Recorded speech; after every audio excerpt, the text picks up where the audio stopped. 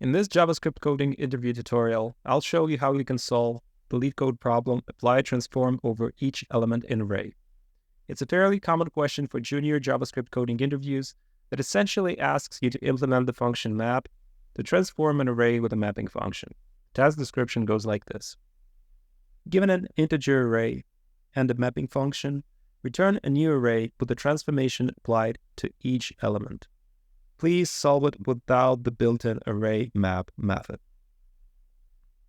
So you need to implement some function that accepts an array and a mapping function and returns another array without modifying the initial array. Let's list the key steps to the solution. Key steps. 1. Create a new array. Iterate over the original array.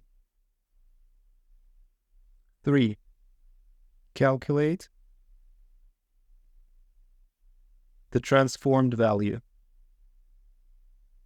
The transformed value is calculated like this. And eventually 4, return the result. Now let's see how we can implement this in JavaScript. So we get a function map, and our first step is to create a new array. Const result equals a new array. Then we need to iterate over the original array. Or let I equals 0, I less than array length, I++. And now we need to calculate the transformed value for every element of the original array. We say result I, or maybe in a different way, we say result push. And now we apply the mapping function fn to each element of the array arr. We say fn arr I and the index of that element I. We're done with the mapping. Now we need to return the result. Return result.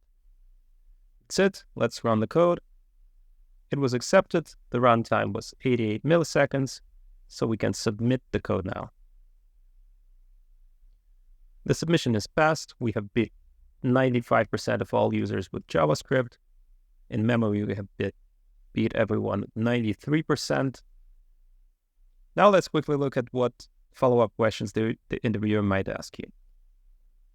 So the first question that comes to mind is, what are the other ways to create an array in JS? Then moving on to the loop, they might ask you, what are the other ways to iterate over an array in JavaScript? And then pretty much the same for pushing elements into an array. What are the other ways to add elements into a JS array?